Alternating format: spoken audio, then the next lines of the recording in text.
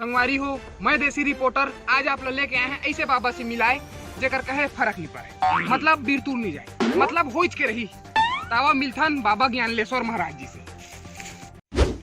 तो बाबा जी कुछ ऐसे बात बतावा जेकर से सिद्ध हो सके कि तुम्हार कहे बीरतूर नहीं जाए। बेटा लमा काला बाबा हाथ ले बेटा हाथ। बेटा तोर जिंदगी है बिना पानी के पिचकारी है। मतलब तय आज तक एक टूरी नहीं पटा सके। ये तो तू तुक्का मारे हो हा और कछु बतावा चला तो कनी है अभी जस्ट नमी पड़ने वाला है। ए सिद्ध हो गए ना तू बाबा नो ई घरे घाम में कहां नमी पड़ी।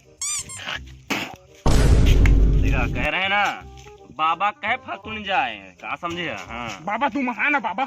महान तो मैं बचपन से। लेकिन एक लास्ट चीज बतावा जेकर से पूरा सिद्ध हो जावे। हमार दर्शक मन पूरा ये जानदार है कि तू एकदम तू कहे बीरतूरत नहीं जावे। आज तो दिन हाँ? बहुत दर्दनाक दे बहुत दर्दनाक। हाँ? चल साला रिपोर्टर बन के आए हवस 10वीं फैल हवस और रिपोर्टर बन के आए। हरिओम और तावा समारोह टूरा न होत रे चिंता रहेगा ना रिपोर्टर बने हवस लगावा का साला टूरा